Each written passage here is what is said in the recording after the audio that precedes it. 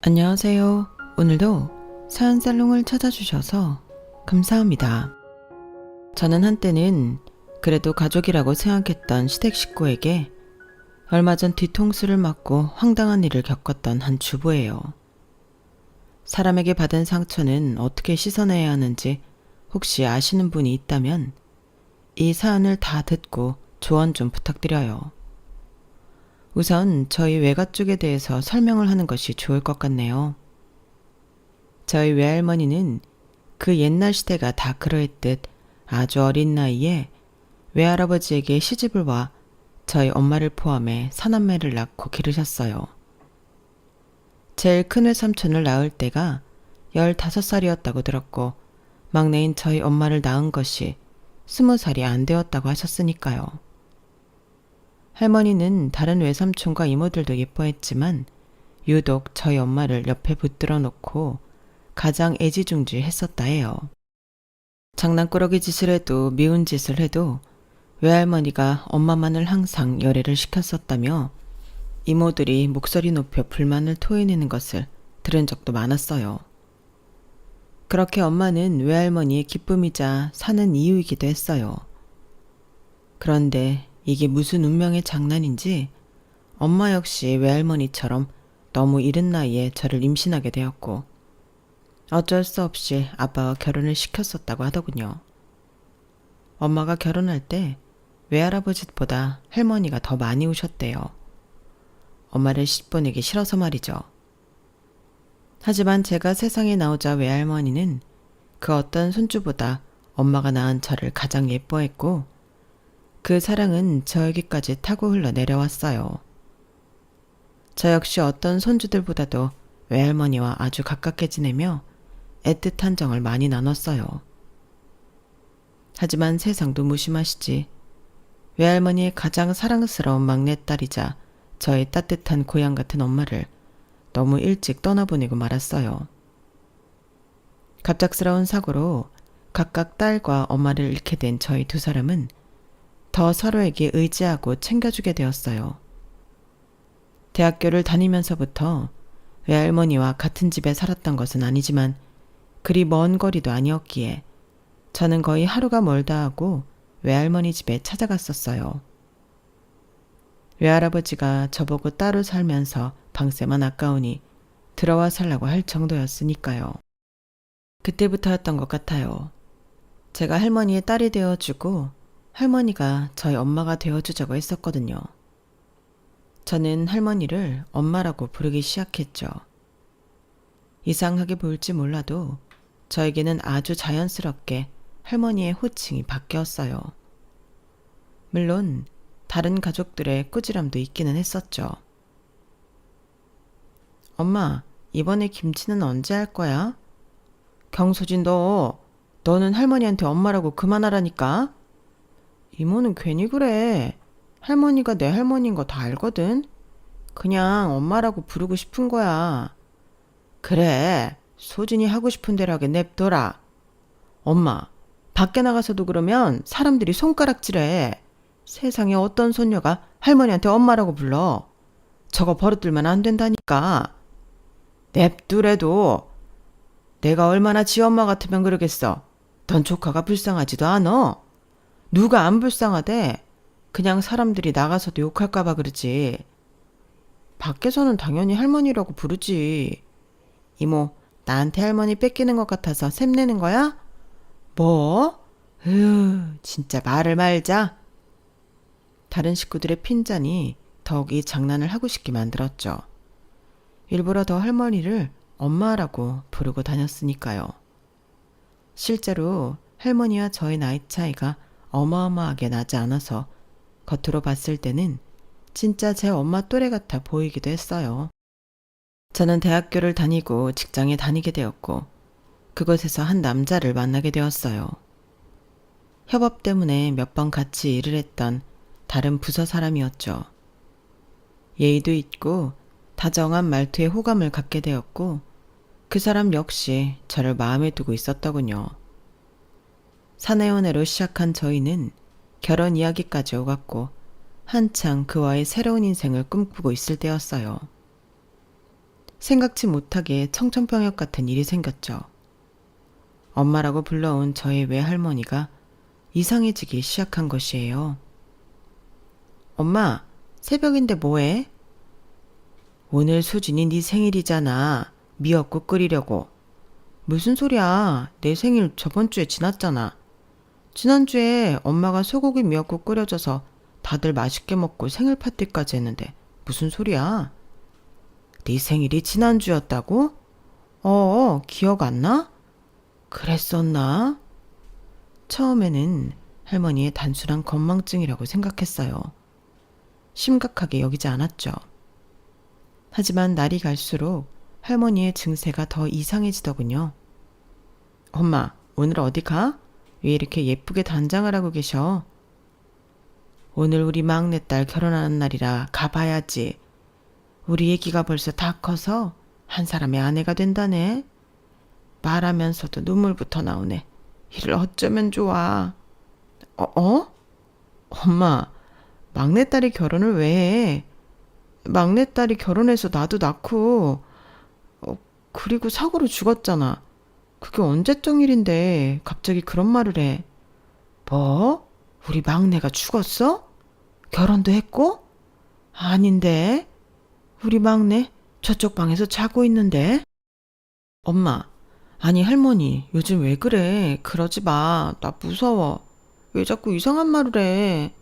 할머니 막내딸이 여기다 수진이 낳았잖아.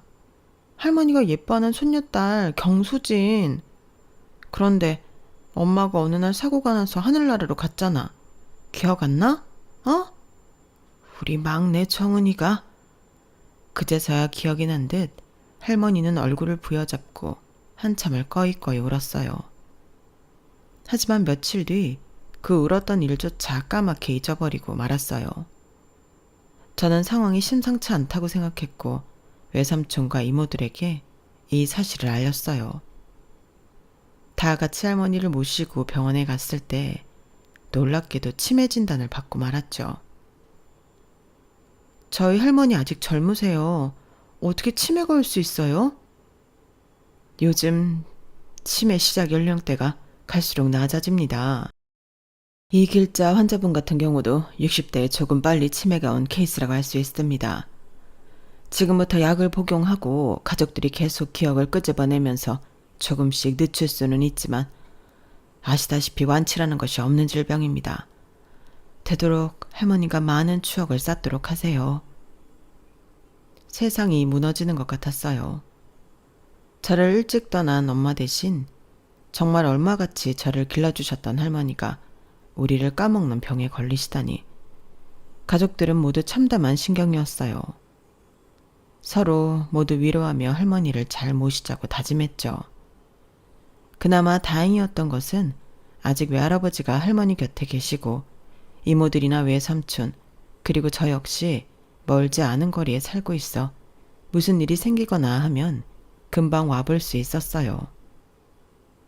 할머니의 병세는 굉장히 유동적이었어요. 어느 날은 그 누구보다 또렷하고 맑은 기억력으로 우리를 놀라게 했고 어느 날은 치매 응급실이 있다면 가고 싶을 정도로 사소한 것까지 기억을 하지 못했어요. 그렇게 가족들과 할머니는 이 상황을 조금씩 적응해 나가야만 했죠. 그러다 남자친구와의 결혼이 진전이 되었고 서로 집에 인사를 드리게 되었죠. 그의 어머니이자 미래의 제 시어머니가 되실 그분의 첫인상은 나쁘지 않았어요. 오히려 굉장히 친숙하고 끌리는 느낌이 있었어요. 이런 말 굉장히 조심스럽지만 분명 처음 뵙는 것인데 전혀 낯설지가 않아요. 익숙하고 친숙한 인상을 갖고 계세요. 그래? 내가 워낙 평범하게 생겨서 그런가?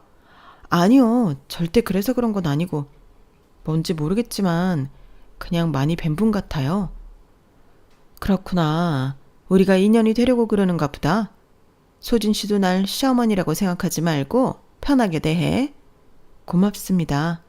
나도 소진 씨 내 딸처럼 대할게. 상견례 때 혹시 저희 다른 식구들이 좀 같이 와도 될까요? 이모들도 오고 싶어 하고 특히 엄마도 꼭 같이 오고 싶어 하시거든요. 어? 엄마? 수진 씨 어머니는 돌아가셨다고 하지 않았나? 아, 죄송해요. 제가 외할머니랑 무척 친한데 엄마가 돌아가신 후로 외할머니를 엄마라고 부르는 버릇이 생겼거든요. 너무 입버릇처럼 엄마라고 호칭하니까 밖에 나와서도 아무렇지 않게 이렇게 엄마 소리를 하게 되네요.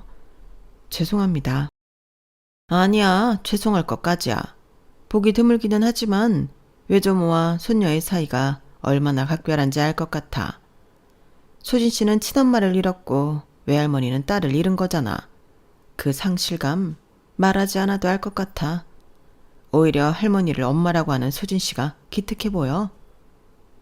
이모들이 항상 밖에서 조심하라고 주의를 주었는데 결국 미래의 시댁에 와서 할머니를 엄마라고 부르는 실수를 저질러버리고 말았어요. 그런데 시어머니는 오히려 나무라기보다 둘의 사이가 각별해 보인다며 좋게 봐주셨어요. 정말 감사한 일이었죠. 그리고 우지한테 소진 씨 할머니, 아니 엄마, 아니지, 할머니가 약간 치매 진단을 받았다고 얘기도 들었어. 식구들이 많이 걱정되겠네. 네, 어떤 날은 아무렇지 않다가 또 어떤 날은 유독 아무것도 기억하지 못하실 때가 있어요. 치매가 워낙 사람마다 다르게 나타난다고 해서 종잡을 수는 없지만 저희 모두 최대한 좋은 추억 많이 심어드리려 노력 중이에요. 집에 아픈 사람 하나 있으면 모두 힘들지. 그래도 이모들이랑 삼촌 덕분에 수진 씨가 든든하겠네. 네, 이모들은 저한테 진짜 엄마를 뺏겼다고 장난으로 눈도 흘기고 그래요. 소진 씨네도 아주 재미난 집안인가 보구나. 할머니가 아픈 것까지 위로해주는 시어머니를 보며 저는 새로운 가족을 정말 잘 만났구나 싶었어요. 드디어 상견례 날이 되었고 저 큰이모, 외삼촌, 그리고 외할머니와 외할아버지가 참석하게 되었어요. 남자친구 쪽은 아버지, 어머니, 남동생이 함께 동석했고요. 이쪽이 우재씨 부모님 되세요. 여기는 저희 이모, 삼촌, 할머니, 할아버지세요. 안녕하세요. 소진이와 결혼 허락해 주셔서 감사합니다. 아닙니다. 이렇게 예쁘고 참한 아이를 저희 집에 보내주셔서 제가 오히려 너무 감사하죠. 소진이랑 우재가 참 잘 어울려요. 그렇죠? 네, 선남선녀네요.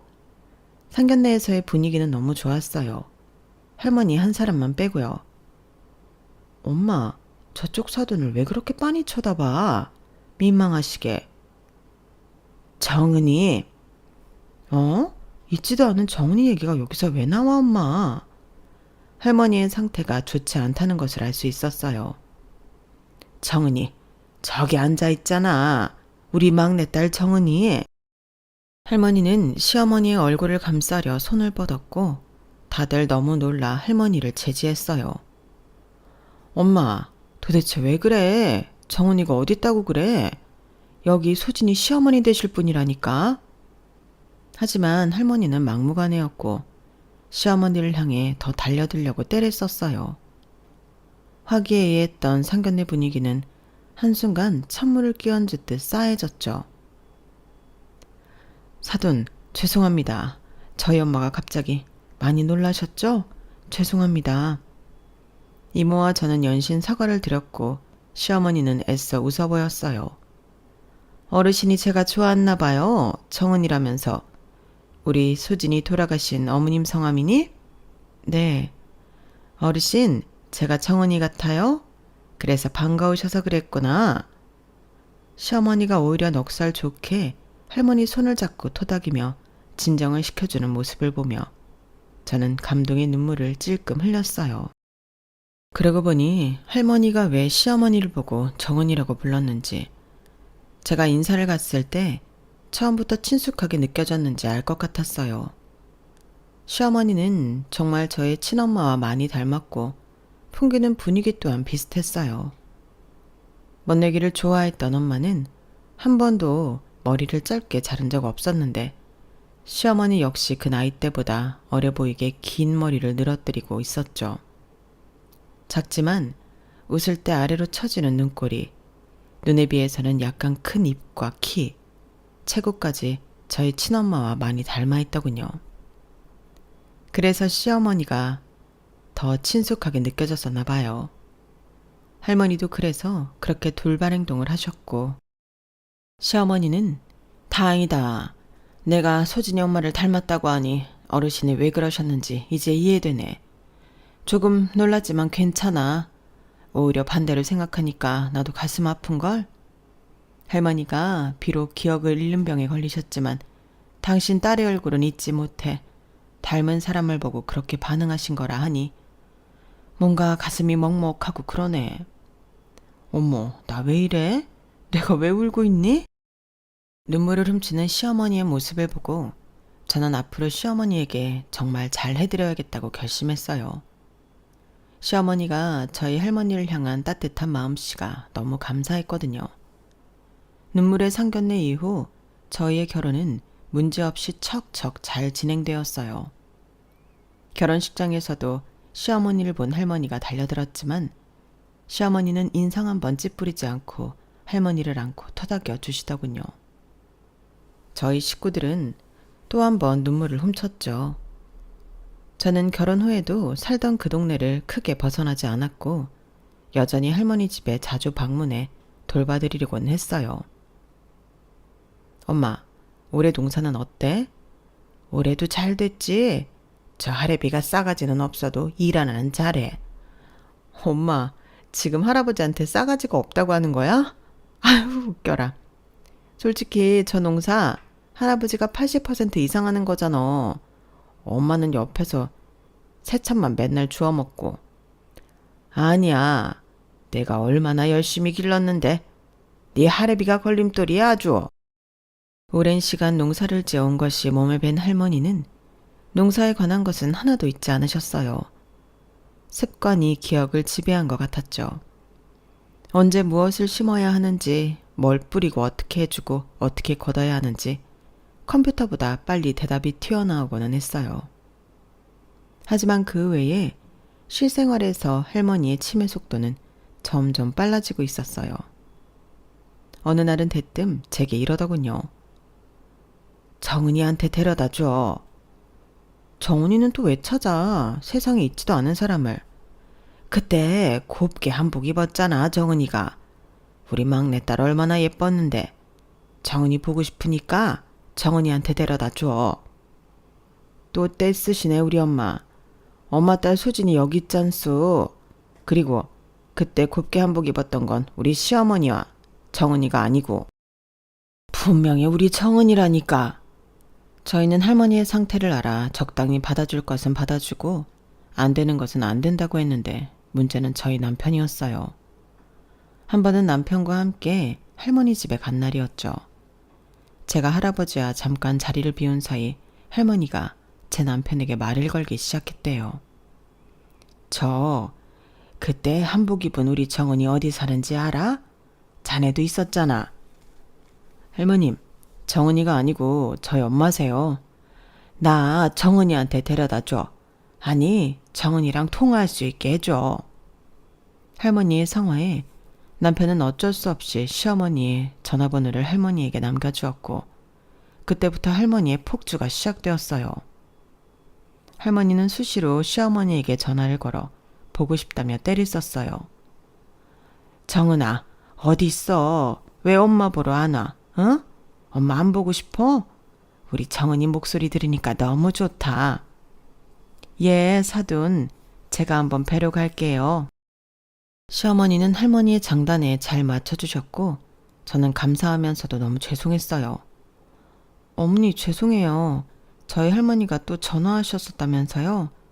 바쁘실 텐데 전화 통화해 주셔서 진짜 감사해요. 먼저 간 딸이 오죽 끓이우면 그러실까. 내가 네 친정엄마를 닮아 오히려 좋은 일이지 뭐. 따뜻하고 배려심 깊은 시어머니의 마음에 저는 큰 감동을 했고 저 역시 시어머니에게 더 잘하려 노력했어요. 시어머니를 당신 딸로 착각한 할머니는 시어머니에게 전화도 자주 걸고 농사지어 수확한 것들이며 맛있는 반찬까지 수시로 택배를 보내기도 했어요. 시어머니 역시 잘 먹고 있다며 감사 인사를 전하기도 했죠. 그러던 어느 날이었어요. 요란스럽게 전화벨이 울렸고 받기도 전에 좋은 일은 아닌 것 같다는 느낌이 들더군요. 네? 저희 할머니가요? 지금 당장 갈게요. 전화가 온 것은 다름 아닌 경찰서였고 할머니를 보호하고 있다는 전화였어요. 한 걸음에 경찰서로 달려온 저는 할머니를 부둥켜 안고 한참을 울었어요. 이제 말로만 듣던 치매 노인이 집을 못 찾아 헤매는 일이 제게도 닥쳤던 것이에요. 하지만 그날 일에는 또 다른 일이 숨겨져 있었더군요. 엄마가 할머님이랑 같이 있었다는데? 어? 그게 무슨 말이야? 어머님이랑 우리 할머니가 같이 있었다고? 당신이 엄마한테 전화해봐. 남편에게 뜻밖의 말을 전해 듣고 저는 시어머니에게 전화를 걸었어요. 그래. 어머니, 혹시 저희 엄마랑 계셨었어요? 그래. 그래요? 그런데 어떻게 하다 저희 엄마가 경찰서에 있게 되신 거예요? 내가 이제 더는 못 참겠다. 시어머니는 수화기 너머로 대뜸 소리를 치더군요. 네? 어머니 왜 그러세요? 진짜 내가 어디까지 받아줘야 되니? 지겹다 지겨워. 저는 너무 놀라 아무 말도 하지 못했어요. 처음 보는 시어머니의 날카로운 모습이었죠. 네 엄마, 아니 네 할머니 어지간하셔야지. 할머니가요? 왜 그러시는데요? 사람을 좀 괴롭혀야 말이지. 내가 정은이 아니라고 그렇게 말하는데도 자꾸 정은이. 지겨워서. 노인네 씻은 건지 아닌지 냄새도 진동하고 자꾸 달라붙고. 내가 진짜 참으려고 했는데 너무 짜증나서 그냥 길에 냅두고 나 혼자 왔다. 할머니를 길에 두고 혼자 오셨다고요? 내가 그 노인네 발광하는 거 언제까지 받아줘야 되니? 나도 할 만큼 했잖아. 저 정도 치매면 너네 식구가 뭐 알아서 병원에 쳐넣어서 손발을 묶어두든지 밥이라도 굶겨서 말을 듣게 하든지 해야지. 내가 도대체 언제까지 받아줘야 돼? 저는 그 따뜻하고 인자했던 시어머니의 입에서 나오는 거친 말이 하나도 믿어지지 않았어요. 마치 다른 악마와 이야기하는 것 같았죠. 어머니, 아무리 그래도 병원에 쳐놓고 밥을 굶기고 하라는 건 조금 말이 지나치지 않으신가요? 니네 식구가 노인네 하나 케어 못해놓고 지금 누구한테 말이 지나치다마다 가르치려고 드니? 할머니 받아주시는 게 그렇게 힘드셨으면 진작에 기뜸이라도 해주시지 그러셨어요. 저는 어머님이 좋아하지는 않지만 그래도 할머니한테 살갑게 대해주시는 모습 보고 많이 감동도 했고 이렇게까지 나쁘게 생각하시는 줄 몰랐어요. 적당히 받아주면 안 할 줄 알았지. 내가 그 노인네랑 피가 섞인 것도 아니고 하루에 한 번씩 꼬박꼬박 전화 오지. 먹지도 못하게 음식 보내오지. 나는 알아먹지도 못하겠는데 옛날 이야기라면서 씹으려대지. 아우, 나도 질렸어. 진짜 노인네랑 사돈 한번 잘못 맺었다가 내가 먼저 황천길 가게 생겼네. 그제서야 시어머니가 할머니를 좋아서 받아준 것이 아니고 오히려 너무 싫어했었다는 것을 알게 되었어요. 마음 한편으로 너무 죄송하고 쥐구멍에라도 숨고 싶은 마음이 들면서도 할머니에 대해 너무 막말을 내쏟는 시어머니가 원망스럽기도 했어요.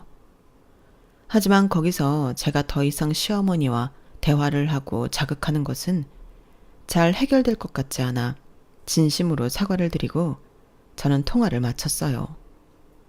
전화를 끊고 저는 한참 동안 하염없이 울었어요. 저는 당장 할머니에게 달려갔고 두 손을 잡고 울며 말했어요. 할머니 딸 정은이는 세상에 없어. 죽었다고. 그러니까 우리 시어머니한테 더 이상 정은이라고 하지도 말고 귀찮게 하지도 마. 알았지? 할머니는 제 말을 알아듣는지 못 알아듣는지 고개를 갸우뚱했어요. 그 모습에 저는 더욱 절망감과 죄책감을 느꼈어요.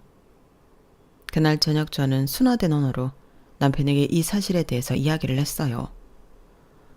그동안 우리 할머니가 너무 어머니를 귀찮게 해드렸던 것 같아. 같은 가족도 아닌데 치매에 걸렸다는 이유로 딸인 양 받아주셨던 어머니가 힘드셨을 것 같아. 당신 갑자기 왜 그렇게 어두운 얼굴을 하고 그런 말을 해? 아니, 그런 생각이 들어서 어머니한테 너무 죄송한데 어떻게 하면 좋을까 싶어서 말이야. 엄마가 뭐라고 해? 그동안 많이 불편하셨던 것 같아. 나도 그렇게까지 생각 못했었고 다 내 불찰이야.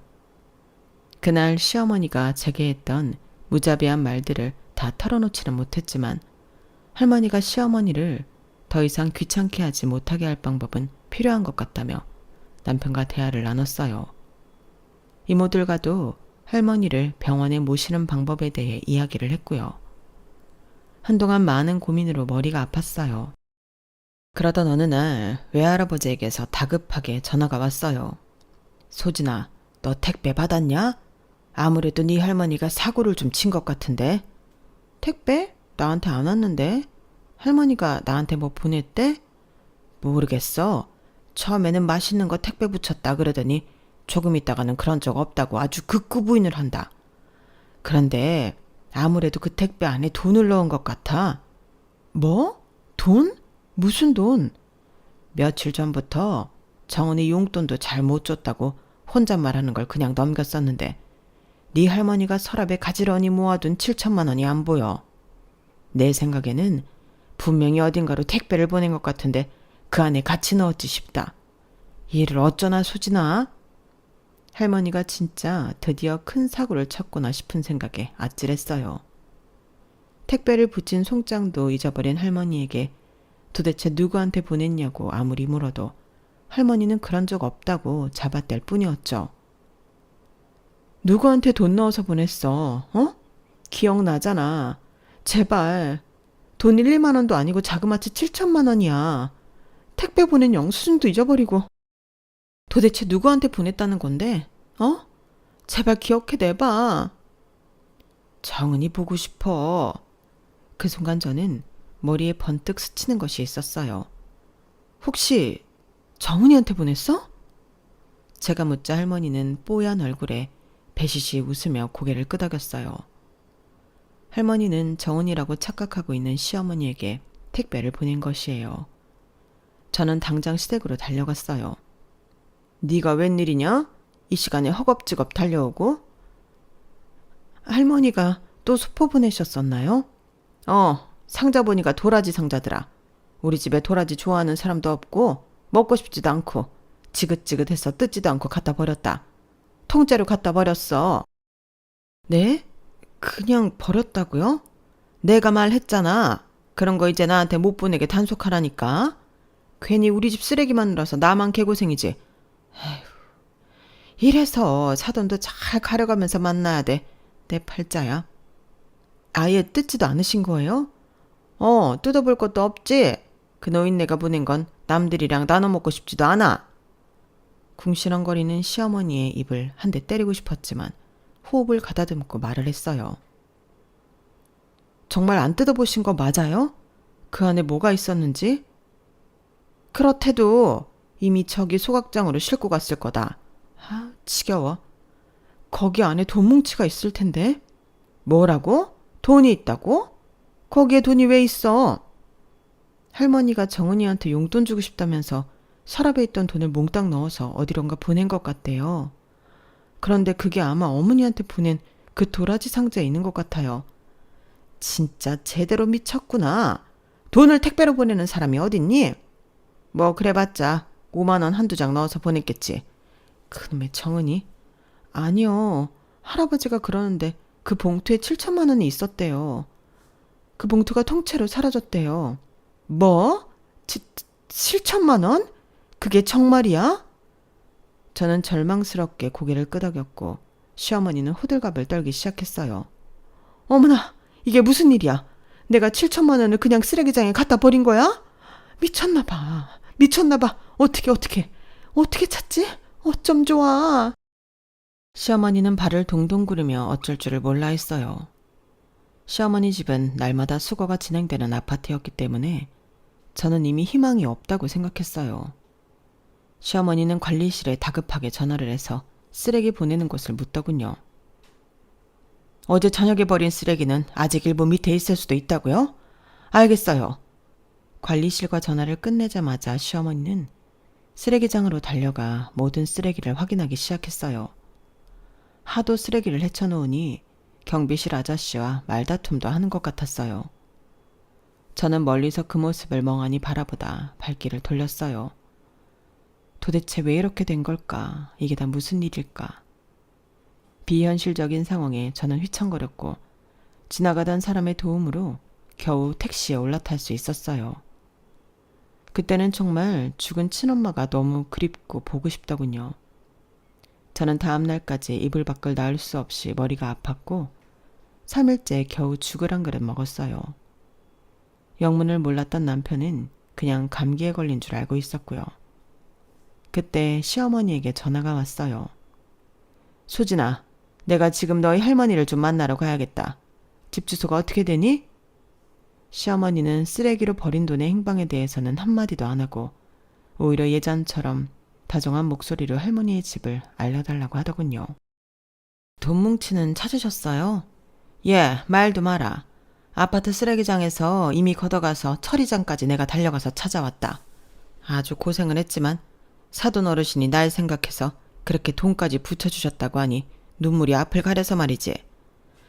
내가 직접 할머님을 찾아뵙고 말씀드릴 것도 있고 해서 주소 좀 알려줘. 이미 시어머니의 본색을 알게 된 저였지만 양심적으로 그 돈을 돌려드리기 위해 할머니 집을 가려 했다 착각하고 저는 주소를 알려드렸어요. 제가 같이 간다 해도 시어머니는 끝까지 혼자 가겠다며 만류하더군요. 며칠 뒤 몸이 좀 괜찮아진 후에 저는 할머니 집에 찾아갔어요. 놀랍게도 그날 시어머니가 할머니와 과일을 깎아 먹으며 두런두런 이야기를 하고 있는 것 아니겠어요? 어머님, 여긴 또 무슨 일로? 수진이네? 어르신이 정은이 아니 나를 또 보고 싶어 하실까봐 내가 직접 왔지. 이렇게 과일도 깎아드리고 말동무도 해드리고 얼마나 좋아하시는지 몰라. 할머니는 확실히 표정이 좋아 보였지만 저는 시어머니에 대한 경계를 늦추지 않았어요. 저희 할아버지는 어디 가셨어요? 내가 여행 좀 보내드렸다. 네? 갑자기요? 며칠 동안 내가 여기서 어르신이랑 지낼 테니까 여행 다녀오시라고 보내드렸어. 그동안 아픈 아내 수발드느라고 그분도 얼마나 힘들었겠어. 휴식을 좀 드렸지 내가. 할아버지에게 여행을 선물했다는 사실도 그 며칠 동안 시어머니가 할머니 집에서 지낸다는 사실도 전혀 몰랐던 저는 그래도 마음이 놓이지 않았어요. 제가 여기 있을게요. 어머님이 왜 할머니랑 계세요? 제가 있을 테니 들어가서 쉬세요. 어머 소진아, 어르신이 내가 당신 딸 정은이 같다시잖니. 나를 보고 싶어 하니까 내가 여기 있는 게 당연하지. 안 그래요 어르신? 할머니에게 동의를 구하는 시어머니의 모습이 뭔가 모르게 구린내를 풍겼어요. 하지만 그게 무엇인지 알 수 없었죠. 제가 할머니 곁을 지키겠다고 아무리 말을 해도 시어머니는 꿈쩍도 않더니 오히려 저보고 돌아가라는 말만 반복하더군요. 진짜 할머니랑 같이 계셔도 괜찮으시겠어요? 걱정 말라니까. 식사도 내가 잘 챙겨드리고 잠자리도 잘 봐드리고 한다니까. 나도 우리 엄마 생각이 나서 그래. 그러니까 안심하고 너도 들어가 봐. 혹시 그때 쓰레기장에서 찾으셨다는 7천만 원은 어떻게 하셨어요? 그거? 어르신이 나 주신 거니까 내가 잘 보관했지. 네? 설마 했는데 역시 시어머니는 그 돈을 꿀꺽 했더군요. 어머니, 그거 할머니 돈이기도 하지만 할아버지 돈이기도 해요. 할머니가 택배에 돈을 넣어서 잘못 보내는 바람에 어머님이 많이 고생하신 것은 알지만 아시다시피 정신이 온전치 못하신 분이 하신 행동이기도 하고 할아버지도 그 돈의 행방을 몰라 한참 동안 힘들어하셨어요. 어르신이 날 딸로 생각하고 주신 건데 그게 뭐 실수라고 할 수 있니? 그 마음을 알고 나도 이렇게 잘해드리려고 온 거고 어르신과 나 사이의 일이니까 네가 나설 필요는 없을 것 같은데. 또다시 서늘하게 바뀐 시어머니의 말투에 저는 소름이 돋더군요. 그게 진짜 시어머니의 본 모습이니까요. 시어머니에게 계속 상황 설명을 했지만 들을 생각도 안 하고 오히려 자신이 할머니의 딸인 양 더 할머니 품을 파고 드는 것을 보니 구역질이 났어요. 결국 돈 때문에 저러는 건가? 시어머니에게 환멸이 났죠. 더 이상 말도 섞기 싫어 저는 할머니 집을 나왔어요. 한 손에는 시어머니의 폰을 들고 말이죠. 아무리 그래도 그 7천만 원 때문에 저렇게까지 하는 것이 의심스러워 저는 나오면서 거실 충전기에 꽂혀있던 시어머니의 폰을 몰래 가지고 나왔어요. 도대체 무슨 꿍꿍이야? 우리 할머니한테 뜨거웠다 차가웠다 저 사람 속을 알 수가 없으니 더 무섭네. 저는 시어머니의 폰을 샅샅이 뒤지기 시작했어요. 카톡도 문자도 통화 목록도 크게 이상한 부분이 없었죠. 그때 사진이 있는 갤러리를 펼쳐보았고 제 눈을 믿을 수 없는 몇 장의 사진을 보았어요. 이게 뭐야? 이름 이길자. 이길자의 생명보험? 이게 왜 시어머니 핸드폰 속에 있는 거지? 놀랍게도 할머니의 보험증권과 관련 서류들이 여러 장 찍혀 있었어요.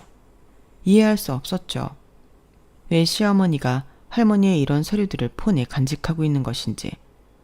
그때 혹시나 하고 검색 사이트에 들어가 그동안 했던 검색 기록을 찾아보았어요. 저는 너무 놀라 입을 다물 수 없었어요. 검색 기록에는 이런 것들이 떠 있더군요.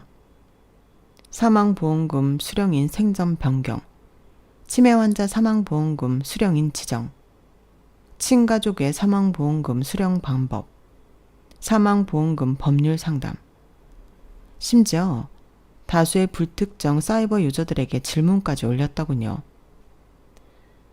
사돈 어르신이 치매인데 상황상 제가 정성껏 모시고 있습니다.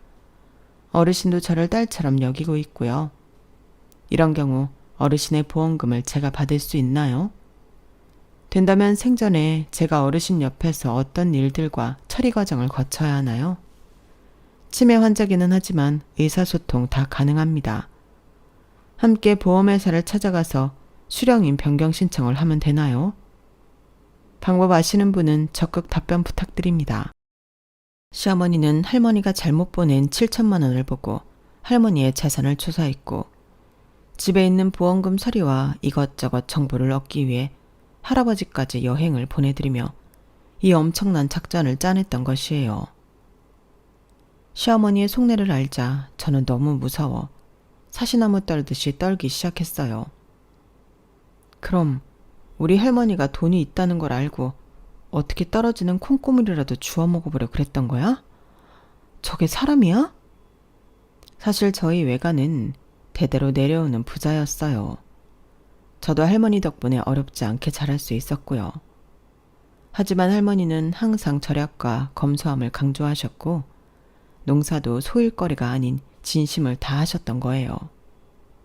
저나 이모들, 삼촌, 그 누구 하나 할머니의 재산을 탐했던 적 없었고 할머니가 돌아가시면 유산을 상속받을 수 있다는 생각조차 한 적이 없었죠. 저희 가족들도 그런 마음을 먹은 적이 없는데 감히 시어머니가 우리 할머니의 재산에 손을 대고 싶어 하더니 괘씸하다 못해 분하고 멱살이라도 잡아 경찰서에 데려가고 싶더군요. 씩씩거리며 집에 돌아오니 남편이 의아한 얼굴로 묻더군요. 왜 그래? 무슨 일 있었어? 당신도 혹시 한패야? 다 알고 있었어? 그게 갑자기 무슨 뚱딴지 같은 소리야? 당신도 당신 엄마랑 짜고 우리 할머니 재산 노린 거야? 솔직히 말해봐. 저는 밑도 끝도 없이 남편에게 퍼부었고 남편은 어이없다는 얼굴을 하고 있었어요. 당신이 지금 무슨 말 하는지 하나도 못 알아듣겠어. 남편은 정말로 모르는 듯 했어요. 하지만 저는 여러 번 다시 추궁을 했고 결국 남편은 시어머니의 계획에 대해 모르고 있다는 것이 확인되었죠. 에이, 말도 안 돼. 우리 엄마가 무슨 할머님 재산에 욕심을 낸다고. 당신 무슨 꿈 꿨어? 이것 봐. 핸드폰 속에 다 있어, 증거가. 이거 엄마 폰인데? 이게 왜 당신한테 있어? 말했잖아. 할머니 집에 갔다가 몰래 갖고 나왔다고. 그런데 안에 이런 내용이 다 있었다니까? 저는 폰을 남편에게 들이밀었고 처음부터 끝까지 본 남편은 굳은 얼굴로 한숨을 쉬더군요. 미안해. 나는 진짜 몰랐어. 엄마도 그냥 잠깐 욕심이 난 거지. 진짜 여기 검색한 것처럼 한다는 건 아닐 거야. 그렇겠지. 여기 검색한 것처럼 하면 진짜 인간도 아니지. 우리 식구들도 생각하지 않고 있는 할머니 재산, 보험금에 대해서 어떻게 이럴 수가 있어? 내가 대신 사과할게. 이게 다 사실이라면 나도 엄마를 보고 살 자신 없어. 우선 당사자한테 이게 진짜인지 확인부터 하자.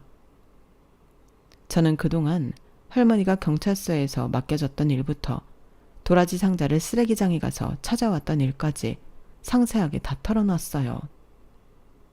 그걸 왜 이제야 말하는 거야? 내가 너무 미안하잖아. 내가 어떻게든 해결할 수 있을지 알았어.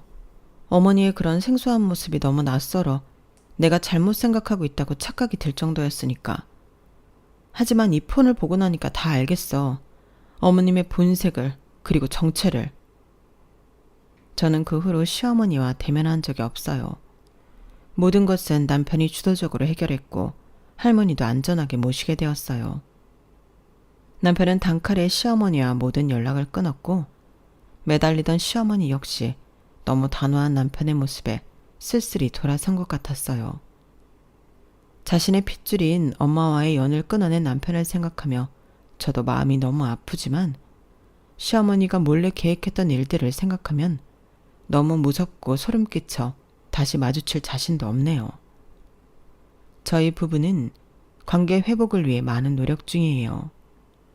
할머니의 치매는 나아지지는 않겠지만 남은 시간 동안 더 좋은 추억을 많이 쌓으려고 노력하고 있고요. 제 엄마와도 같았던 할머니의 남은 여생이 언제까지나 행복하셨으면 좋겠어요. 제 이야기는 여기까지입니다. 건강이 최고죠. 항상 건강하시고 행복하세요. 여러분, 사연 댓글에 응원과 현명한 조언 부탁드려요. 좋아요와 구독은 저에게 큰 힘이 됩니다. 오늘도 좋은 일 가득하세요.